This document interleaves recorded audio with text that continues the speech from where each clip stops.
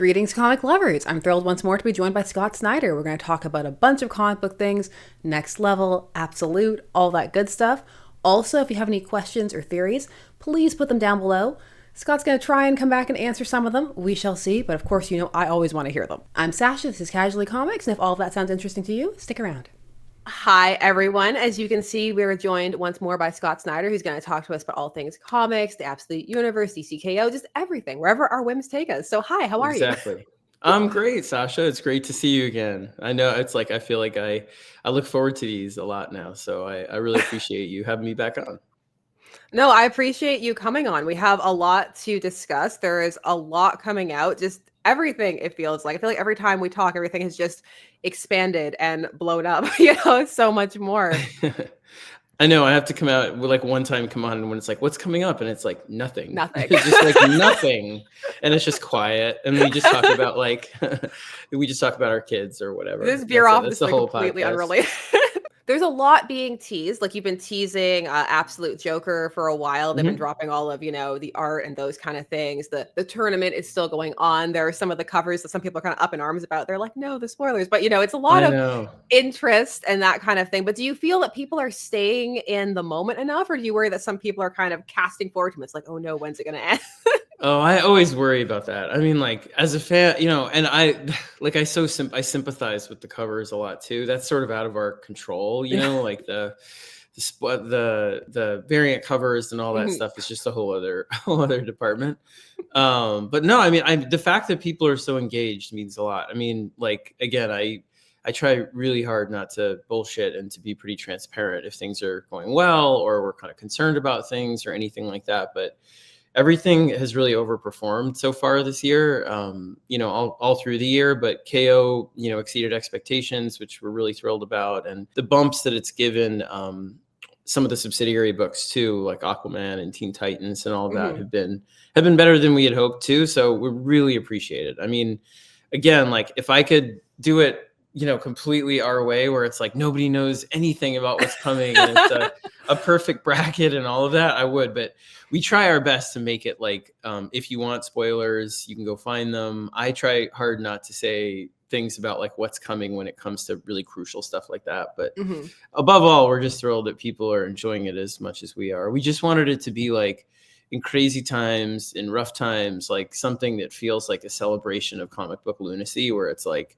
this is just like fisticuffs, a very heartfelt Superman story, but like Joker eating people and Superman getting Shazam's powers, just out of control stuff, not nonstop. And then it really leads to an initiative in the spring that I believe very deeply in this next DC Next Level. So I'm really excited about the way that we've been able to plan and architect stuff so that if you like KO, you can just read that. But the hope is you see that it also is something that leads to more. We're trying to really pay it forward each thing we do. So it's not just like this is an event, like a cash grab. It's more like this allows for expansion in the Absolute line and the main line, and we're going to do some really cool books. So how did you decide upon what you were going to go for Next Level? Because some of the choices are a bit more off of the beaten path than some people may have expected. Oh yeah, you haven't even seen there's some really out there ones coming. I mean, we only announced like Lobo, the teams on like Lobo and Batwoman, but I mean, there's some that weren't even on that sheet that you'll hear about soon. Like, I mean, there are creators that aren't listed yet. There's books, titles that aren't listed yet. Some of them are really out there swings, and some of them are really right up the middle. Also, like, Deathstroke, for example, is one of the. You're going to hear about it really soon because it's coming soon. Yeah. But the creative team on that went right for like, what have we been missing with this character for a while?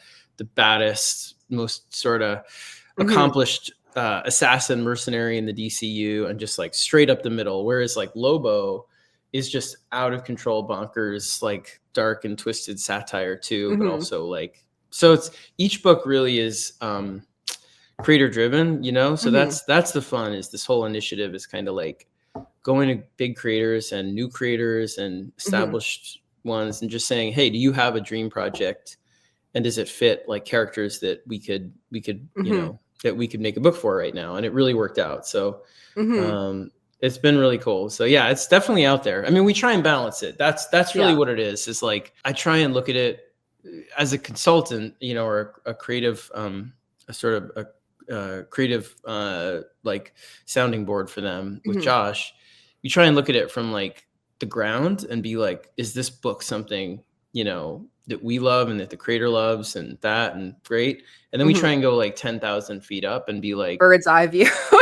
yeah, bird's eye view, and be like, not just do we love it, but if this book is a really left of center swing when it comes to like creator that maybe nobody knows with a character nobody knows, but we really Mhm. believe in it, like Absolute Martian Manhunter or something. Can we balance that by doing a book that's a creator really wants to do, that's just meat and potatoes, straightforward, Mhm. badass, like, and it's going to be more of a commercial load bearer. So it's this Mhm. constant kind of thinking about the whole line, about like The making sure balance of it there's all.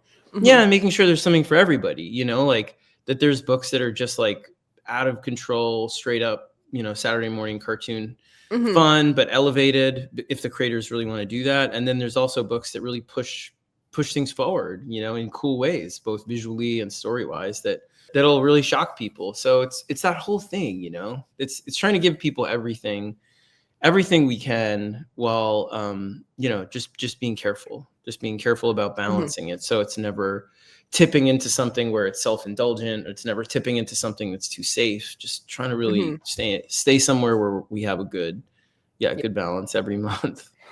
I think people can sometimes get afraid when they hear, something for everyone. But what I hear when I hear that is that you're just acknowledging that there are different levels of engagement and, fandom and readership. There are some people who are just there for like, I just want Batman or I just want Superman. And that's totally fine. And there's some people who are so deep Yeah, in, they're like, give me my, I don't know, my Dr. Fate miniseries like right now. 100%. Well, think of it like right now, right? Like, so we're really proud of this book, like the Batwoman book with Hmm. Greg Rucka and Hmm. Danny, right? And that book is like it's so beautiful, and it's like a continuation of what Greg was doing, but it really Hmm. reintroduces Kate and all this. But that's a book that's like really a swing. It's like, Hmm. it's not like super right up the middle muscular superhero stuff. It's over here. And so when you do a book like that, it's like giving someone something for everything is like doing that.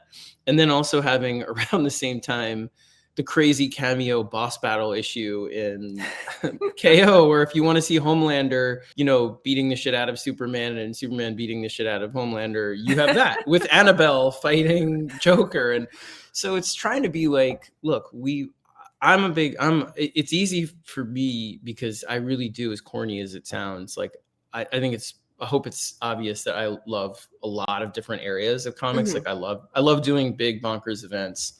And I also love doing books like Book of Evil or After Death, that are indie swings, that are really not commercial at all.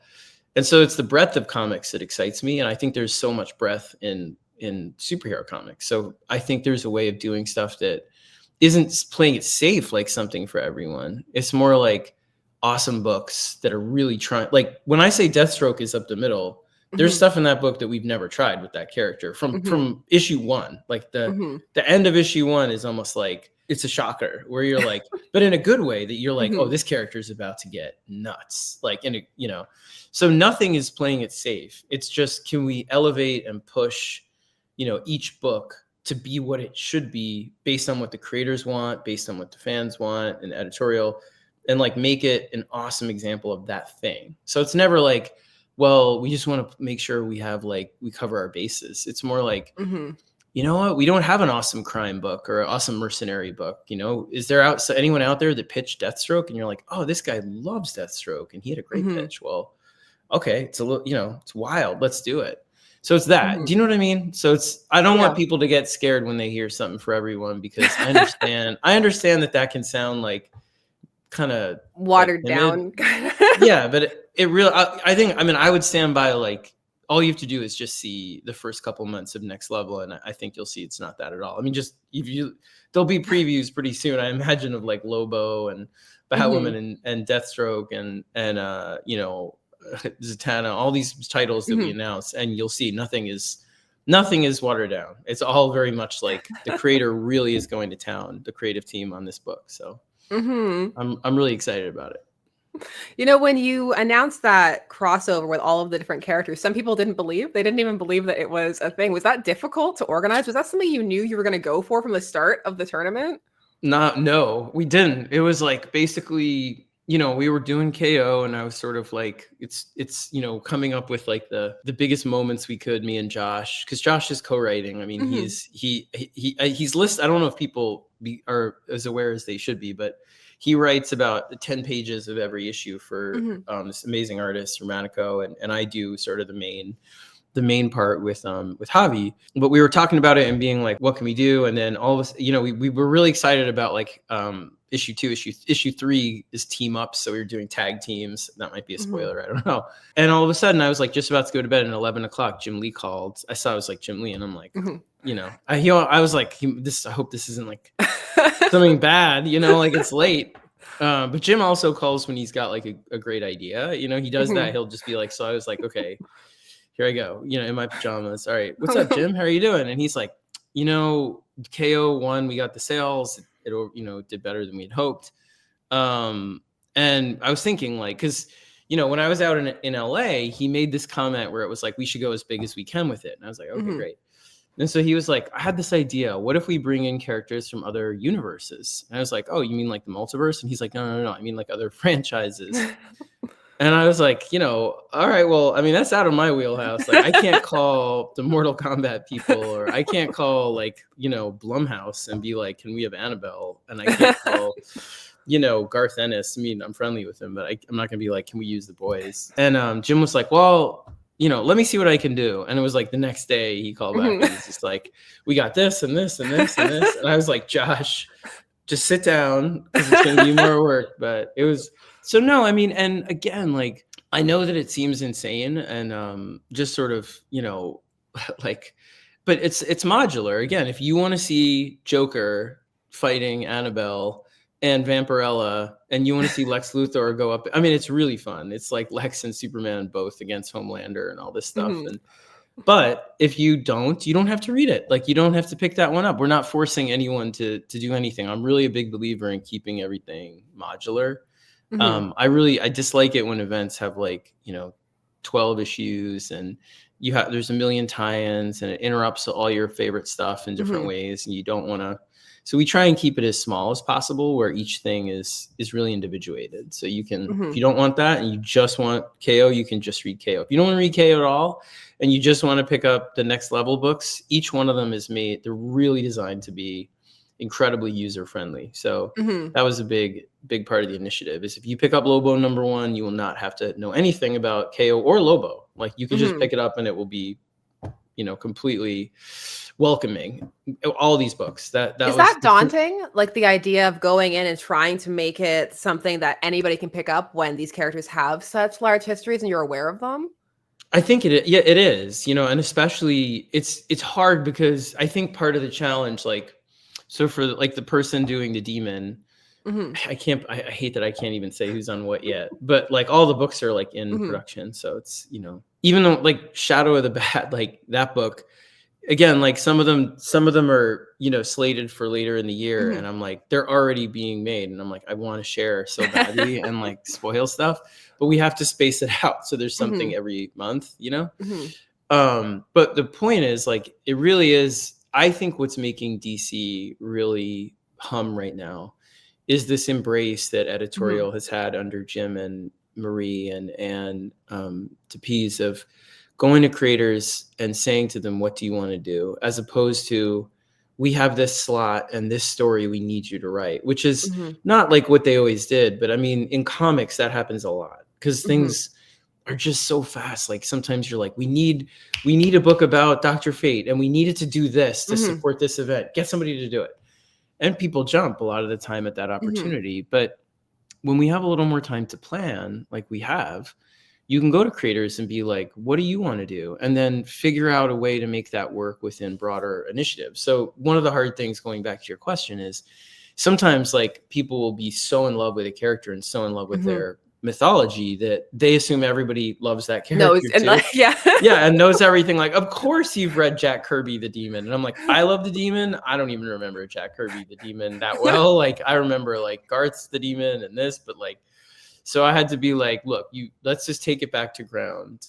How do we, and with like Deathstroke, we just did this yesterday. It was like, how do we give people a mechanism in the book without just doing, I hate recap pages with doing that, giving a way in the book for the narrator or for another character, somebody to explain who this character is, or just show it in some awesome way, but something that says, I love this character and I assume that you know nothing about them. So the mandate that we gave to people was, imagine it's a number one and the character did not exist before this. So you're coming in needing to explain anything that you think is important about their history that pertains to your story in this issue. So that was the challenge. And it's hard for me too, you know, like it really is the way that I approach, like when I was doing Batman or Swamp Thing, or I do try and do that. So I try and, you know, put my money where my mouth is. But yeah, the big mandates there were kind of like three things when we went to creators, right? The first one was, what do you want to do? It's got to be something you've always wanted to do. It's got to be like we're not trying to, you know, hire you to be like, hey, we need this book, do this book. What do you want to do? And that's why but it can't be Batman, Wonder Woman, Superman. We want to elevate all these characters that people love, but we don't have books for. So what's your passion? 2, it's got to be incredibly user friendly. Like, so it's got to be like I just said, like a number one. And 3, it has to exist in continuity, but it doesn't have to play with continuity at all. Meaning you can't break the character's history or do something. You can't radically reinvent them, but you never have to. You will not have to intersect with continuity as you write the book. It's designed to be your evergreen story that exists within the broader continuity without you having to play in the sandbox with everybody and exactly what's going on with everybody else at the same. Yeah, exactly. So that was the fun, and people really responded. We got too many pitches, you know. Like, so, you know, and a lot of people, again, we haven't announced. There's people who have never been at DC, people who are returning after a long time, people who are, you know, DC affiliated, but are doing books that are going to be surprising to people that they took this character. So I'm really, really thrilled. You know, we're trying to. I just think it's a really simple ethos. It's like editors going to creators and asking them what they're passionate about, and then really trying to editorially figure out a way to make those books happen, but also within the sort of main meta story of All In. Like, you know, I just kind of feel like if Josh and I are in charge of having we'll do events, we'll keep this big Dark Side saga going, and within that, there are these touch points that allow people to explode out with new books. And then if people need something, like if Justice League, if Mark's like, Wade is like, hey, I'd like to tie into something bigger, great. Then we'll work together to make the event there. But just creating kind of this skeleton with All In that allows people to kind of do books that they love doing. And then if a book needs a fix, like if a book isn't working, this saga like KO can also do some stuff there. So at the end of KO in March, we start Next Level, which is like, you know, all these new number one books. So you can, every month there'll be like 2 to 3 new number ones for like, you know, 6 months or so. And then in the continuing books like Nightwing or Aquaman, that aren't, you know, rebranding at number one, the ones that really they're all starting new sagas in March, April. So they're all kind of launching new big storylines that you can pick up fresh and enjoy. So the goal again, and if some of them needed something, like a couple of the books are like, I really want to do this crazy thing, but I don't know how to get there. And it was like, that's a great idea. KO can do that for you at the end when there's this big, change thing the new status quo, like right. And so we can create that for you. So it's that, just trying to think of this skeleton that Josh and I have, where we know the end, we know the story coming in 27 that like is this big epic kind of finale of it.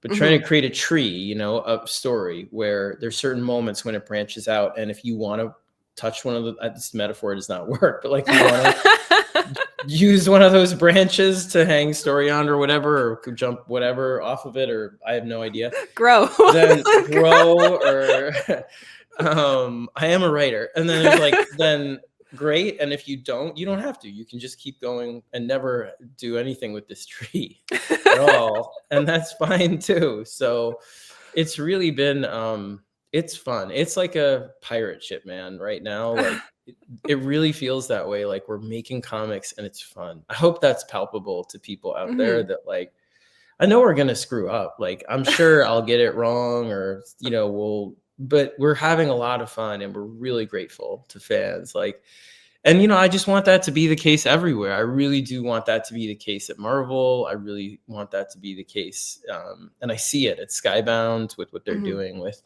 Energon. It's awesome, and Mhm. I feel like this is the way it should be. And there were a lot of years where it wasn't this way at DC. And again, this isn't my like spilling tea, shitting on people that were there. It's more like I try and, as I get older or old, be sympathetic to the idea that they were under a tremendous amount of corporate pressure and a Mhm. lot of corporate changes that were happening for the last 10 years that have kind of stabilized somewhat, at least in Mhm. comics for a while. So, Mhm. with all of that change all the time, it's hard to plan because you don't know who your boss is going to be always. But Marie Mhm. and Jim and Anne have really been like, we're just sticking to this now. We all know who we are. We Mhm. like each other, and we're just going to do this until somebody fires everybody or whatever. So it's a really good attitude, and they're excited. The thing that I'll shut up, but like the thing that I really loved was like, so when Absolute did really well, Absolute Mhm. in general like has been bringing in a lot of revenue for them and new readers, which is why I'm going to Mhm. this teachers conference later today in Denver. Yeah. It's really fun to see young people and new people coming in attracted by Absolute and Ultimate and Transformers and all of it. In the old days, you could easily see DC being like, we had a really good year, let's now we can sort of play it safe, like Mhm. we did this thing, we can just let it run. And instead they were like, what do we do next? It goes even Mhm. bigger. Like, what do we do? And not for money. They were like, they're excited that people are excited. That is like a Yeah. genuine. Just yesterday I was Mhm. talking to Jim and Marie and them, and it was like everyone's really hyped on the feeling that like fans are enjoying the comics and they're telling people Mhm. about DC and they're bringing people to the stores. So the money's great, but it's more like they're really using it in this way that I'm so appreciative of, where they're just paying it Mhm. forward, being like, let's do some more books. Like let's Mhm. improve the line. Let's go bigger. And it's Mhm. awesome.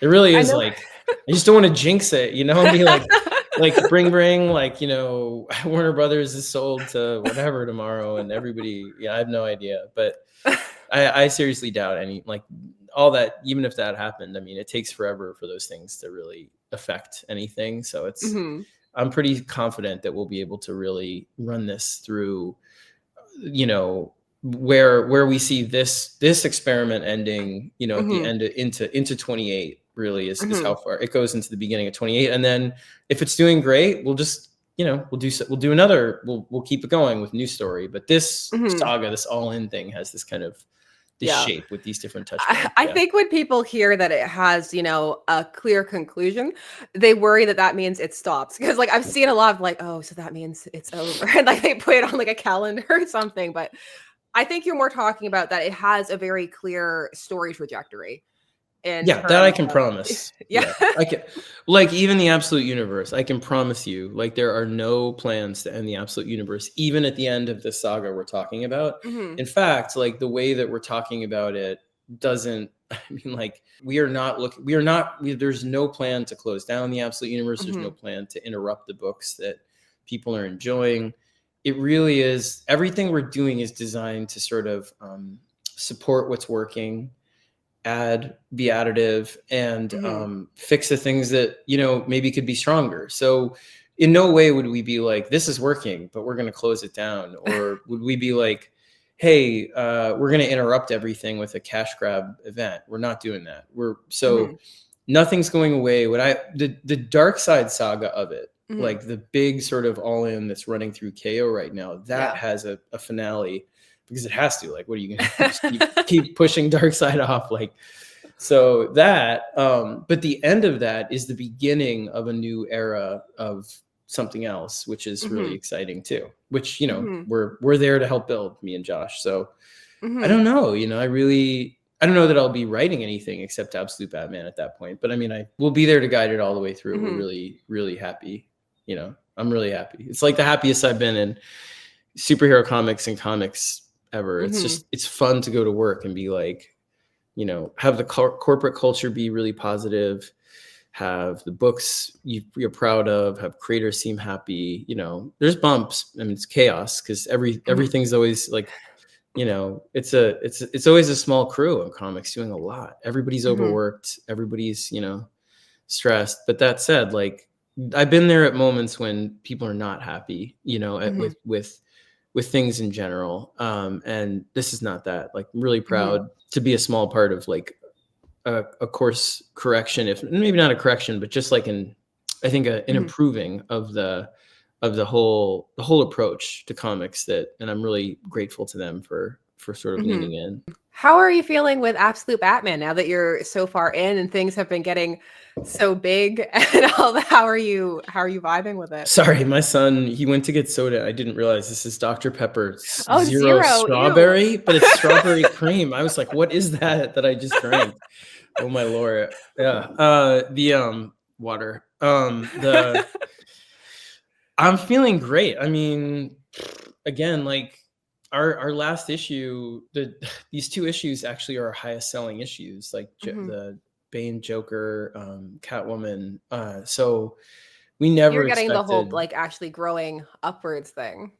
Yeah, the Joker issue, I mean, in its first thing, like outsold issue 1 essentially. So I mean, I really don't know how to process any of that. So I'm trying to sort of block it out, but I feel great. I mean, Nick is an amazing partner. And ultimately, like, the 2 of us get together in this studio. He lives right across the bay in Connecticut. And he comes over here on the ferry and we just put stuff up and around the office. And I believe in the story, really deeply. And I believe in the ethos of it. It's essentially like, how would Batman operate if he started in a place where, for anyone not reading it, it's about like, what if Bruce Wayne grew up working class and sort of the Joker, who's this handsome billionaire, kind of Bruce Wayne, with a dark secret about why he's the Joker, had all the money, and all of the villains he goes up against have tremendous resources. And Bruce kind of grew up in a bad neighborhood where he's friends with all the villains, like the classic villains growing up. So it's kind of an inversion of all that stuff. But what's so fun about it, not only is everything new, but everything feels so energized, where it's like, well,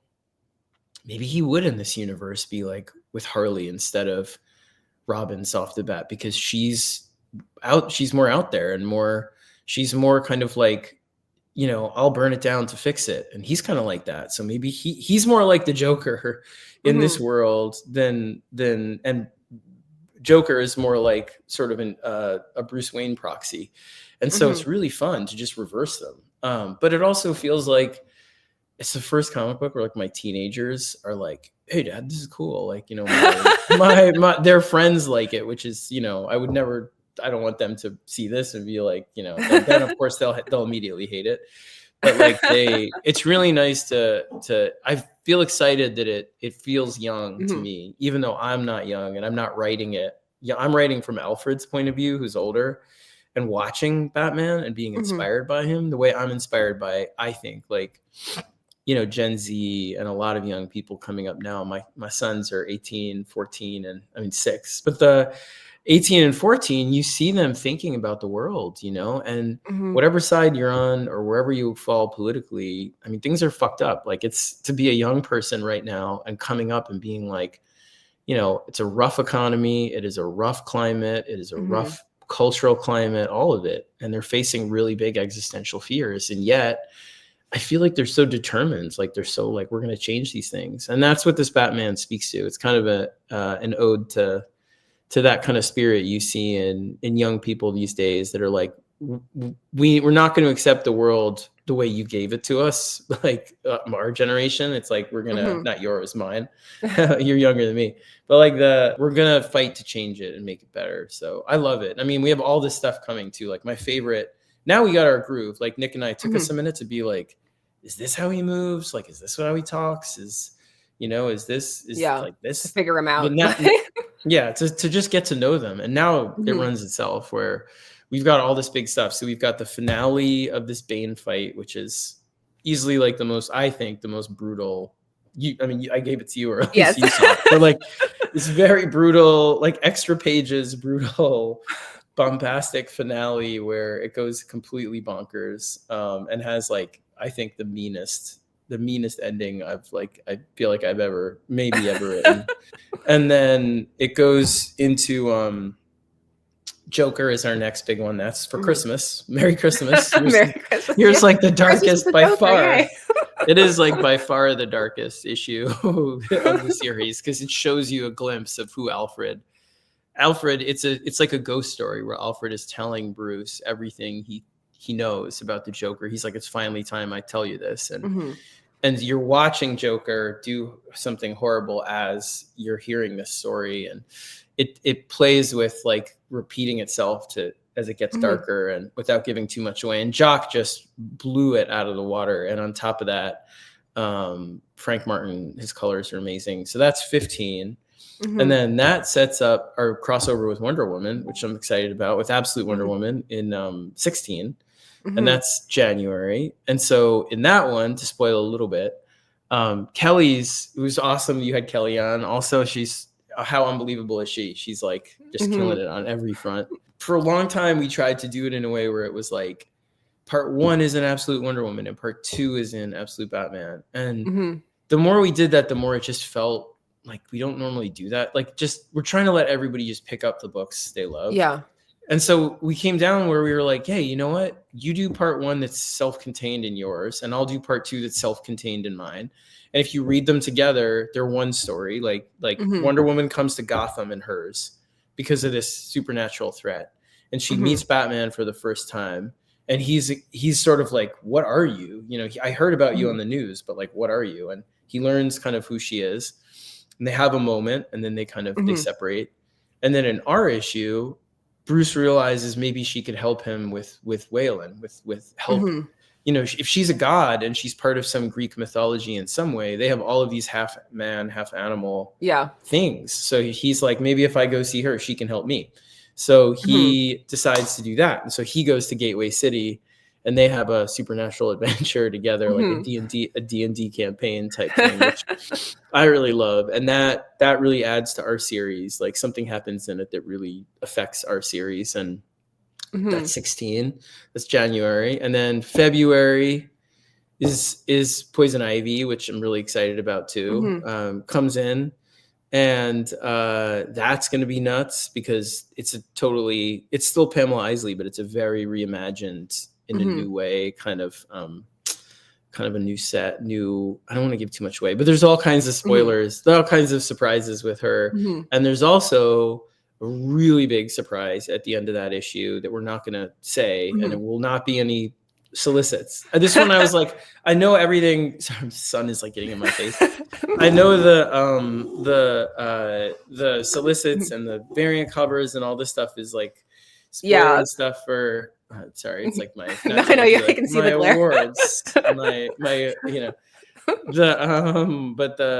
they can spoil everything. This was really clear. So we're gonna black out the covers. I don't know if this is a total, shouldn't say it, but I'm gonna say it. So we're gonna hide the covers for 18, and we're gonna put nothing in the solicit in 18 that tells you the end of 17. But something really big happens at the end of 17 that will shock people and excite them for 18. And then 19, which is April starts the big Scarecrow, our big epic, me and Nick. So Nick and I, and that one runs all the way through. That has everybody in it. It has Joker, it has Deathstroke, it's got some Dick Grayson stuff, all kinds of stuff. And that one is like a really big story that goes all the way through basically 25, which will be a big issue for us. So that's kind of our whole plan.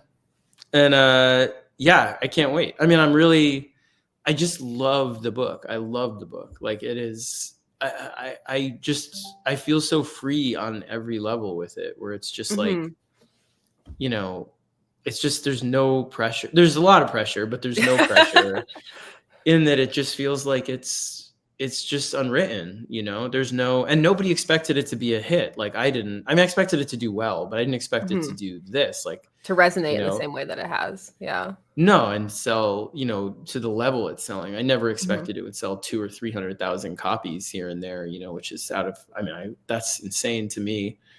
And so with that, it just it becomes like, well, whatever we're doing, people are enjoying it. So, and let's just keep trying it. And clearly, even if they hate it, they're checking it out. And the other fun thing is that it's really raising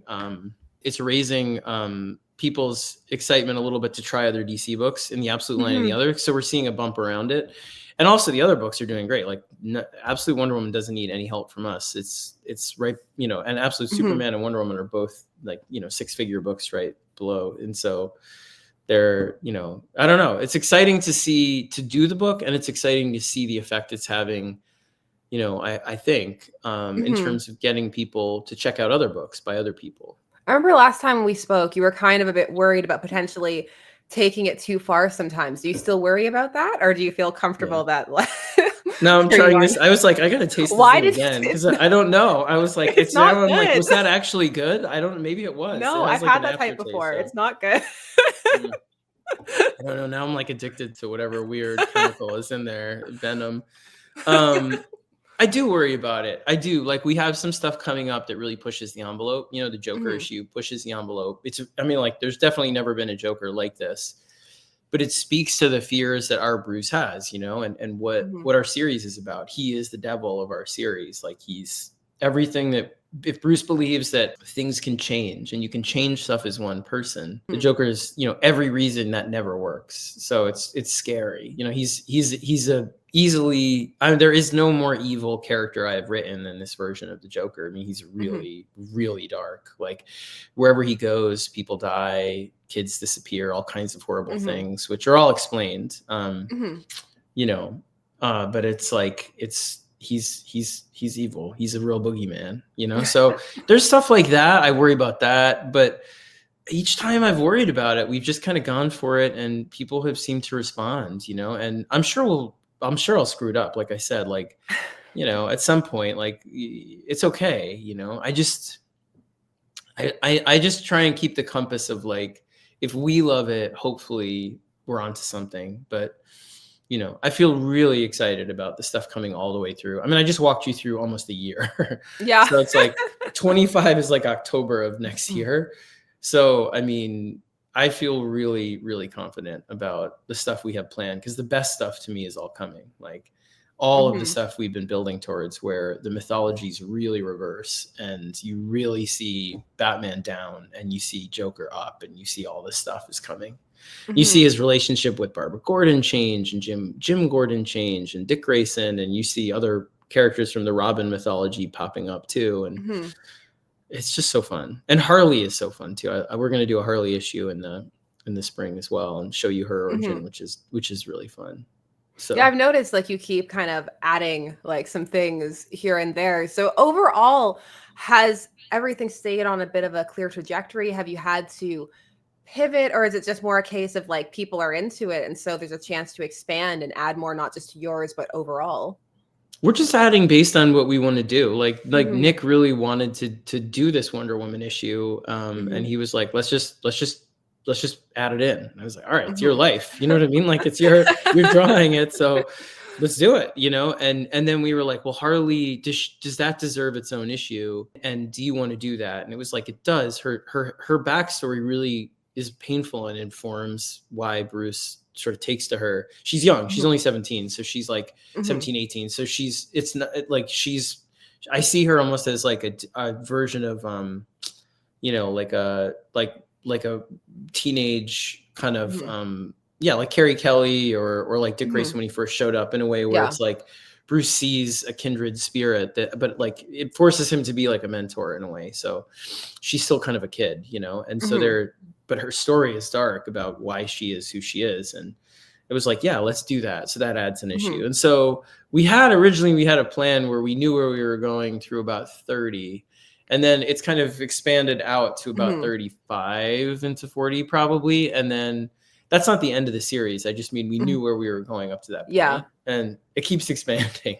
Mhm. So I don't know, but I just feel lucky we get so many great artists coming in to do stuff with it, and Nick really is great about inviting people in, and like Daniel Warren Johnson and James Herron and Meredith McLaren, and you know, all these people have been great. So it keeps me young to write for different artists as well. So that's kind of, and then we're planning, total spoiler, but we are planning like in the fall to have more of the absolute characters meet without really interrupting the series themselves. But we want to start to build our universe, collectively a little bit.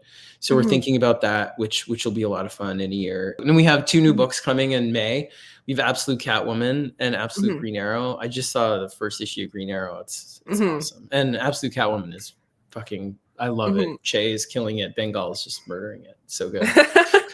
And it's so fun. She's got all this stuff. Like there's this scene where she goes into her closet and the vault opens up and it's like all these different Catwoman suits that do different, it's like Iron Man almost without, like, it's so cool. And she's got like a villa on a private island thing. She's just badass. Her bike is so cool. Like there's this one part where she's riding her bike and the bike goes backwards and then goes up like this. So she's standing like firing at you while the bike is going backwards. And it's so cool. I was just like, this, it makes me feel like a kid reading it. And I'm like, so we have those 2 coming. I mean, that's kind of absolute. We just want to keep it really, really exciting. We're not trying to milk it, trying to make sure every series is really supported without being like, this is working, let's add 10 series. Yeah. And that's really it. People are pitching for stuff on it. Like there's a lot of fan desire for an Absolute Aquaman. There's a lot for a couple characters, but we'll see how we do it. We'll see. Yeah. I want to see if people like some of the series. We'll see if they continue, if they don't, based on the creators. Like everything's DC wants everything to keep going a long time, but the creators might want to do other things. Not on Batman, Superman, Wonder Woman, or really any of the Green Lantern or any of that. I'm talking about like we'll see how Catwoman and Green Arrow and that how they do and how people respond. But we're just trying to keep it really reactive. Like Next Level goes to the fall, and then we have something really big coming in the early 2007. So yeah, it's all planned. I mean, it's so funny to say that because it's like that sounds so far away.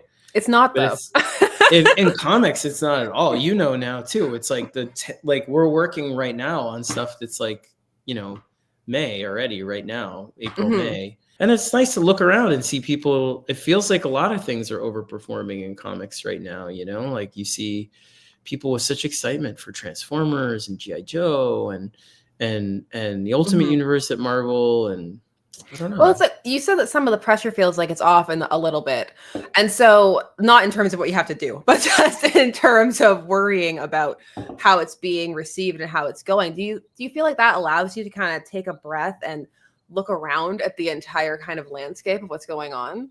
Yeah, that's a great question. It really does. Like now that we're over the hump of like, is this the iceberg that I'm driving DC into? Like, and instead it's like worked out and they've like kind of rehired me and Josh, for a longer period.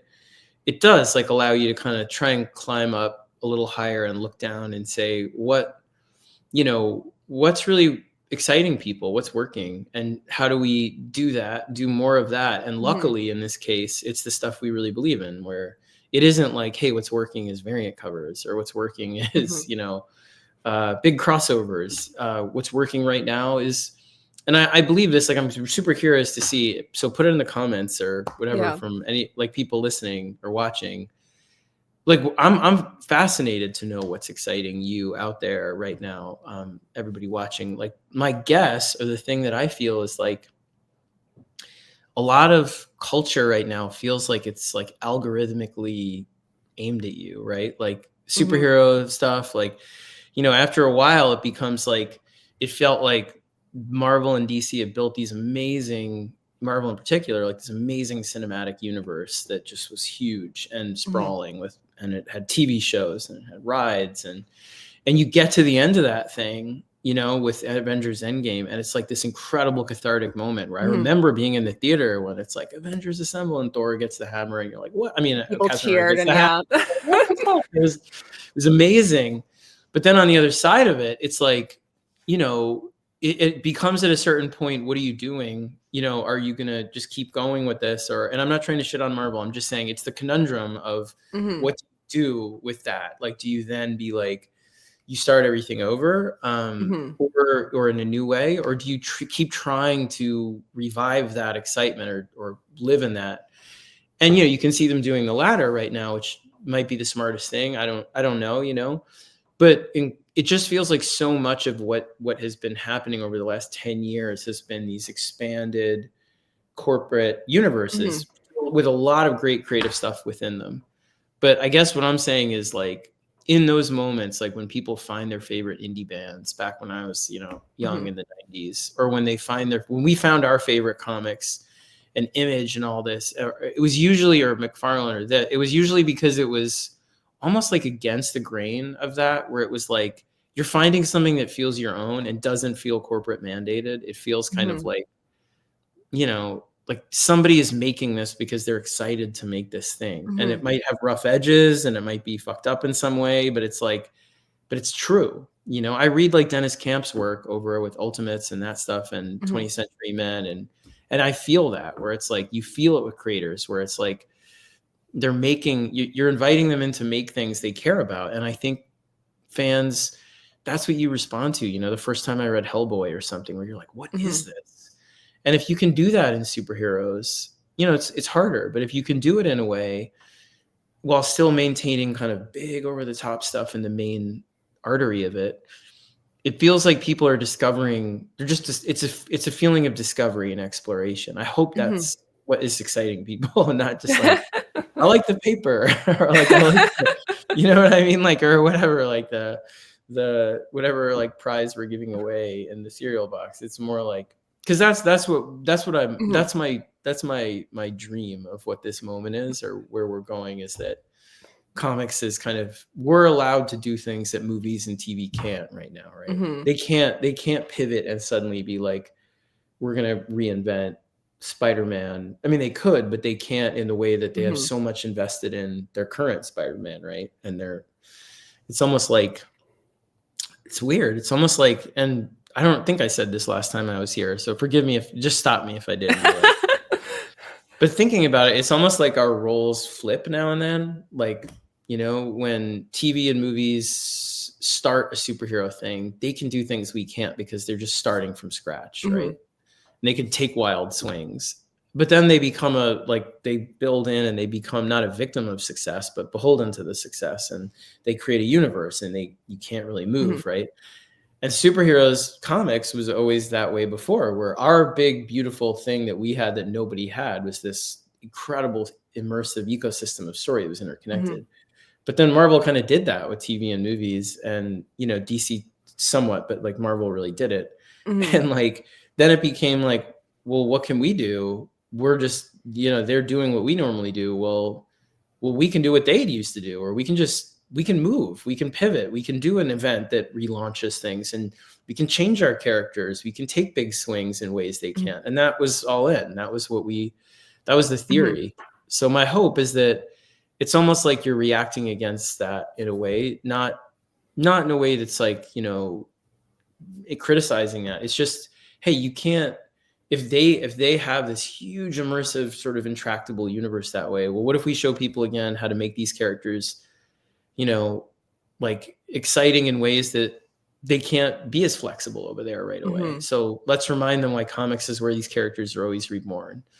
That's kind of what I'm hoping is exciting people right now and driving this kind of sales, the sales bump that everything is getting, is that we're trying to make things in a way that feels sincere, you know, One of sincere my theories that I've thought about is just that a lot of content or creations is very curated, and especially if you're online, algorithmically driven. And when I was younger, a lot of finding stuff was like, you would go out and you would find stuff, and it would be kind of random, and you would discover it, and it would a lot of times be people just making stuff that they were interested in. But a lot of the stuff currently is very just directed at you.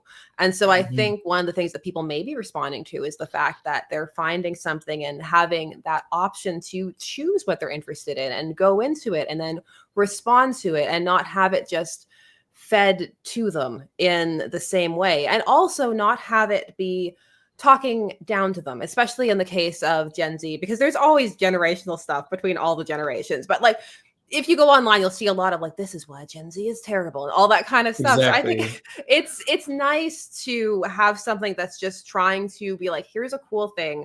You can engage with it if you're interested or not, and not, and then they can kind of choose and engage, because that's one of the fun things about being young, is finding those things that you're interested in and then discovering that they might be bigger or small. I love when I see people online who are like, I didn't know they came out every Wednesday. I'm going up. There's a whole like subgenre of people who go every Wednesday now. And I think that's so cool. Me too. And that's the best, is like, I don't know. I really believe I was not got into trouble, but like, I'm trying to be pretty open online about my feelings about many things, and I don't like argue with fans ever. I always try, and if anyone wants to talk to me about whatever I'm posting, my DMs are open. There's whatever the new chat is that makes you, I don't know, but like, I'm pretty accessible. And I think a lot of people would have examples of going back and forth to get about whatever topic, in private. And I always try and be respectful in that. But I have really strong beliefs about the idea that as established creators, or as people, it's our responsibility to shepherd in or invite in and welcome in new generations of creators. And, teaching at DC for a number of years with their writers workshop, and then now doing it similarly online, but also doing it internally with them. It's the example that people like Grant Morrison set for me. Mark Millar was incredibly welcoming. Brian Azzarello, there are too many to name.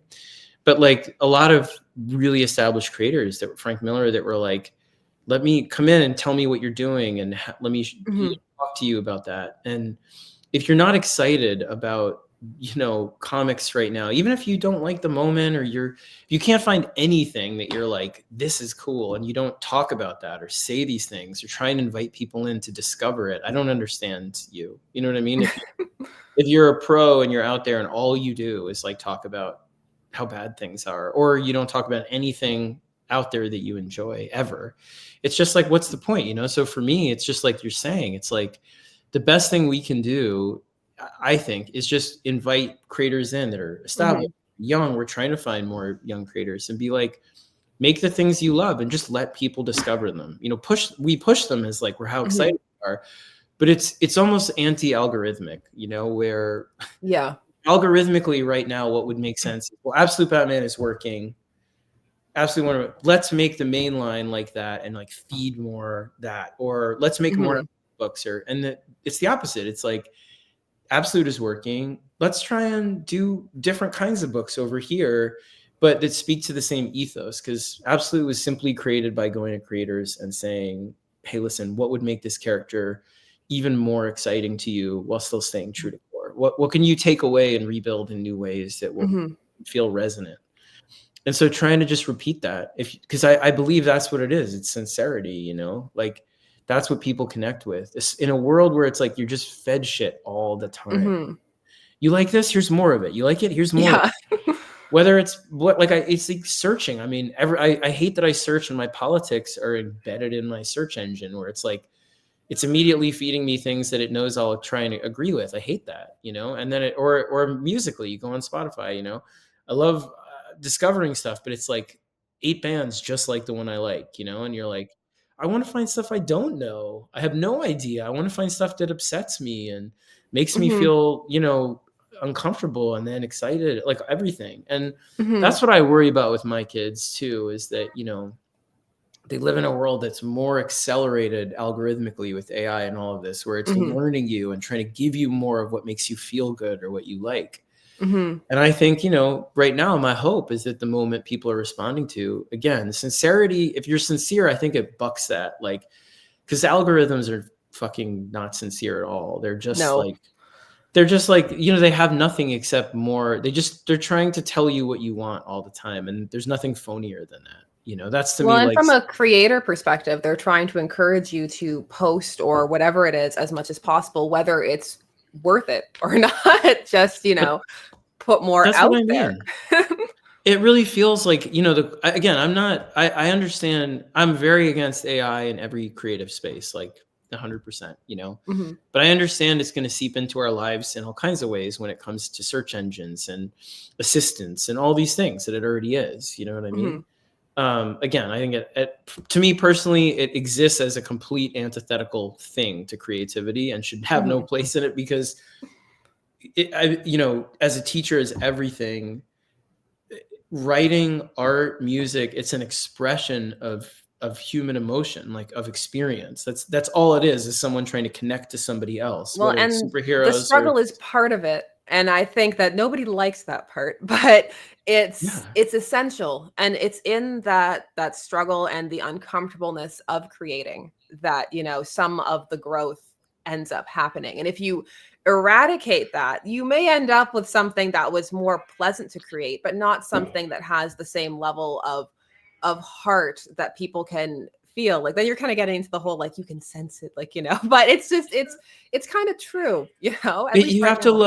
love the thing you do. Like, I don't want to see a robot play sports, because it's about human achievement. It's about what you can do, and that to me is like, that's what art is, and it sounds corny, but I just think it's true. Like, I grew up as a kid, the thing that connected me to comics and to writing was like, Hmm.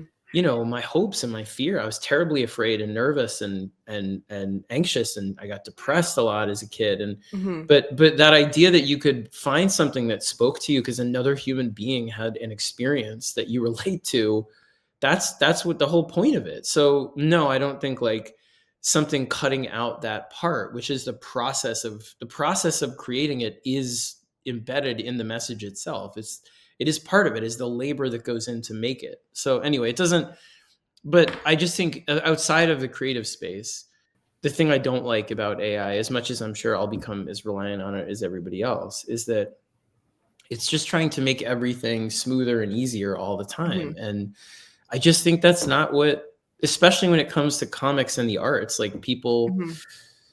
want. I think that's a extension of the thing we were criticizing earlier. I was about, corporate driven Hmm. things where it's like, you know what, this worked. Let's do a TV show about it, or let's do a spin-off.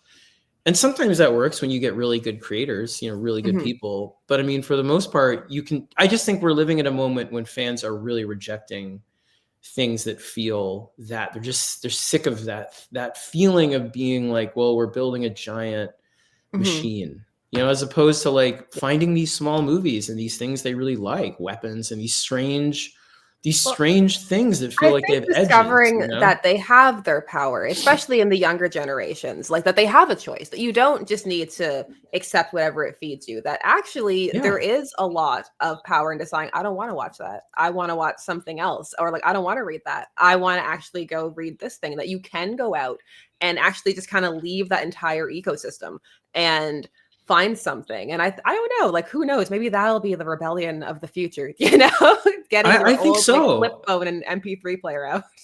I see it. My kid, my 18-year-old, like he's about to go to college in January, and he and his friends, they go to this like local, this place that has these weird underground acts, and it makes me so happy. I mean, I'm like nervous, Mhm. like, don't go in the mosh pit.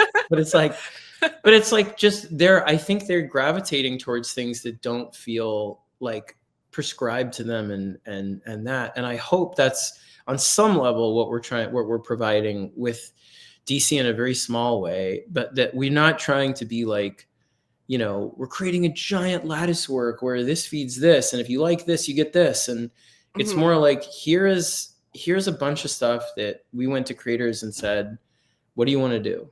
And so Mhm. if it's organic and it's real to them and they love it, that makes it unrepeatable, like Mhm. unalgorithmically. You can't recreate that. You can create a lesser version of it, but you can't replicate that and just give somebody else that thing. Like, you can't just replicate Absolute Batman, because it's just me and Nick, man, and Frank, like Mhm. just thinking about the world and having fun together. But the impetus, like if I had worse bosses, but I have awesome bosses, that would be exactly what they would do. They would be like, Mhm. let's just repeat that. The worst thing I think we could do right now is try and do another version of the same thing. And, I like, that's the worst thing that I think Marvel could do as well. And the worst thing, like anything having success could do is like, here's just one more thing like that, or let's just start this up again in a new way that's similar, because what the fuck is the point of that? You know what I mean? Like, accept money. And again, like,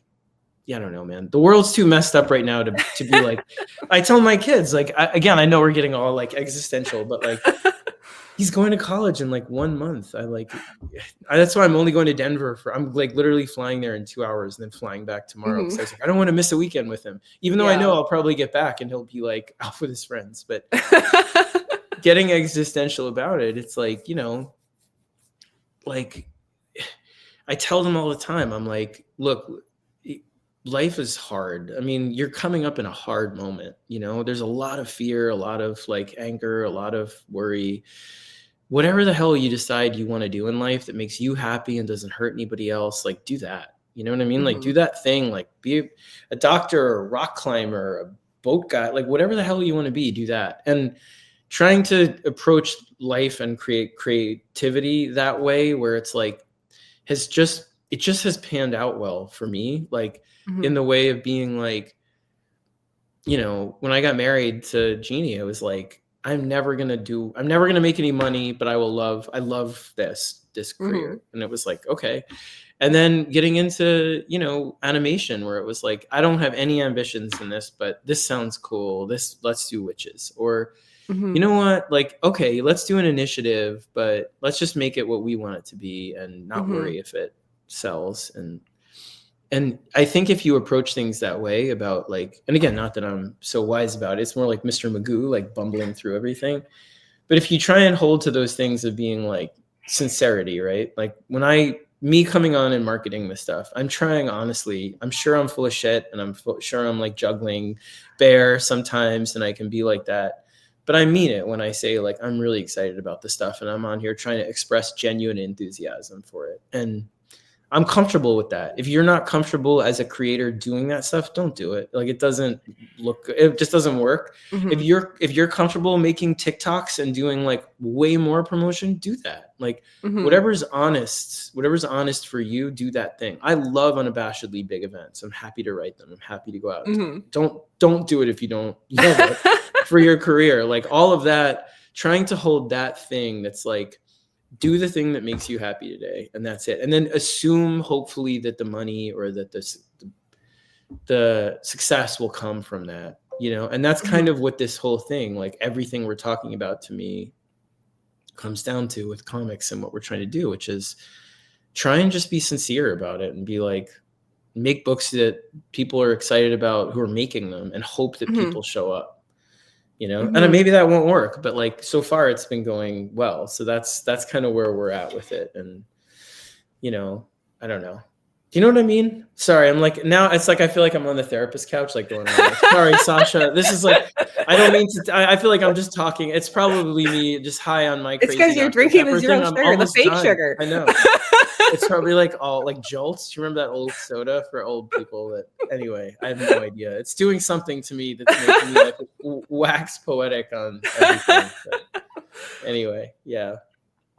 No, it's I think that it's been very fun to be a part of, like, just from my side of things. Because I love comics. I love the history of it. I love everything about it, and just seeing it move through its different courses and the way that it just kind of changes over time. And this moment does feel unique, and that's very, it's very interesting to watch it kind of evolve as someone who's actively reading it as it's doing that. Because when I came into comics, it was about the 2010s or so. So a lot of the big moments that like you hear about, I'm like, well, I wasn't there for, and they fascinate me in retrospect. But to actually be seeing it kind of do something, I think it's really fun. And to see the different responses of the people who are into it, the people who don't want it to change, the people who want this to become the whole everything. I think just everything about that is exciting, because it showcases that it's touching into something that people are genuinely engaging with and interested in. And I think that that's important. I do too. And I think, you're so good at exciting people about comics. It's why I was drawn to your channel in the first place, you know, because so many people, again, there's nothing wrong with being critical. I'm never, I like some of my closest It's friends important. Criticism in is your important. sphere. Yeah, and some of my closest friends in your sphere are people that have been like highly constructively critical of my work, of other friends' work, and we really welcome that. It's the toxicity that, like, to me, that is just like, you know, when people start making getting cruel or saying things that just are, you know, like there's no point except to get hits on like being that, then it's like there's really no place for that, in my opinion. But then there's a place, but I don't want to be in that place.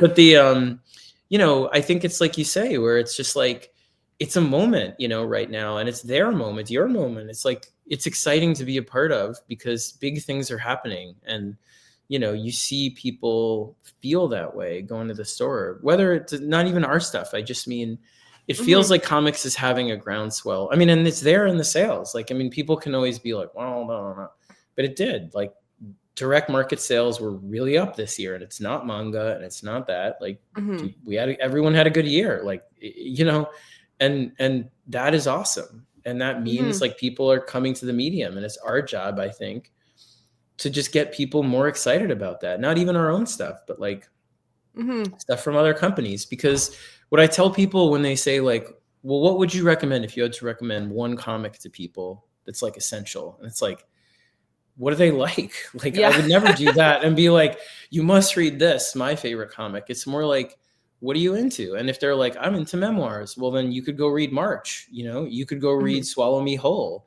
You could read, there's a million amazing memoirs in comics. If they say, I love big superhero stuff, and I'm like, Dark Knight Returns, you know, or, but that's the point, is there is something for everybody in comics as a medium, no matter what you're into. Like, there is a comic out there that you'll love, whether you're into like fantasy and, you know, adventure, or you're into like really political, literary, whatever, there's a comic for that. Like, so trying to welcome people and get them excited about what we're excited about is, I don't know. I just think it's, the more people can do that. Like, if you love a comic, tell somebody about it. You know what I mean? Tell your friends. Go to the store. Because that's the other thing, like you were saying earlier. Like, I had a comic book subscription when I was a kid, and they came in like the manila envelope, you know, on Wednesdays. I probably told you this, but like you could still, I didn't care about that. I went to the store with my dad to Forbidden Planet on 11th Street every week, like Wednesdays, because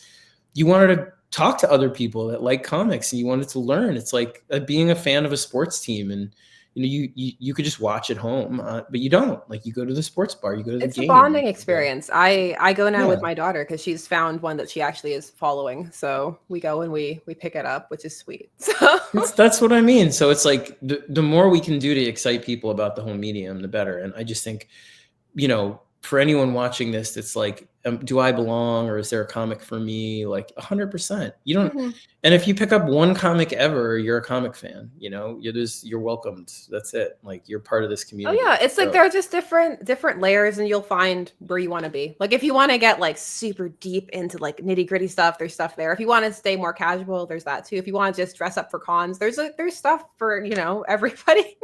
Exactly. And that's, I don't know, that's the fun. But I really think it's a great moment.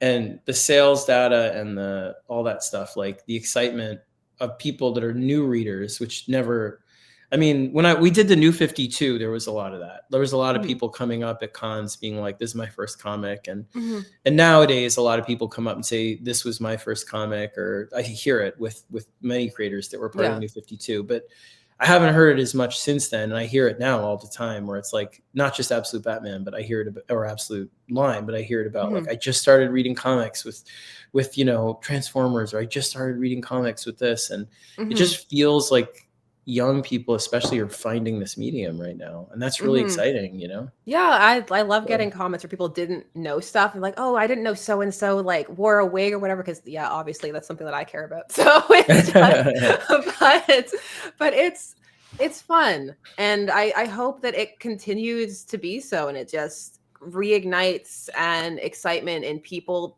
getting into it and wanting to tell their own stories their way, because I love to read the letters column, and like when you go through it and you see a lot of the people writing in who then go on to be in the industry themselves. I'm just like, that's so cool to see that fan to creator pipeline. And I think it still exists and it's still there. So I think it's fun. It totally exists. It totally, and we listen. Like, you know, if you again, you can DM me, and I just yesterday someone was DMing me about Barbara Gordon and the thought, and I'm like, it's not in my wheelhouse. I don't have that creative power to do that stuff, but I hear you, you know, and it's like we're all here, like it's all one community, and you know, people decide their level of engagement. Some have less than others. Like, you know, I'm pretty accessible, but you know, we just want more people to be reading comics sincerely, you know, because we love it. Like, nobody goes into this for money. Like, nobody goes into it for clout or whatever, you know, and like no one is like, hey, you get to go to the spouse's holiday party and be like, I write comic books. Like, that is there's no glamour in it, you know, but it's a fucking awesome job. So I love it. But yeah, and it's great I love talking to you about it. I feel like, you know, again, like, so grateful to get to come on and talk about the stuff we have coming, but also just, you know, your excitement is palpable, and it's fun to be able to celebrate that and the medium together. So, you know, I'm always excited when you mention the possibility of coming back. So I'm excited to come back when we have, like, when Joker comes out or any of that stuff, if you want. No, I appreciate it. And thank you so much, as always, for taking the time. And I'm sure people are going to have a lot of their own like fun theories and stuff in the comments, which I'm looking forward to reading. So. I'm going to be here. I will respond in the comments. I will come look and read and that. So please start to continue this conversation, because we really want to know, like, not just to be like, how do we sell them more comics, but just to be like, you know, because we want to know what's exciting you about this medium that we love. So, yeah. Cool. No, it was great talking to you, Sasha. Yeah, let's do it again soon. I'm going to run to Denver. But yes. Yeah. Thanks as always to everyone who made it to the end. Thanks as always to Scott for taking the time to stop by. Please share all your thoughts, comments, theories down below. I'd love to hear them. There will, of course, be more videos coming soon, and I'll see you there. Bye-bye.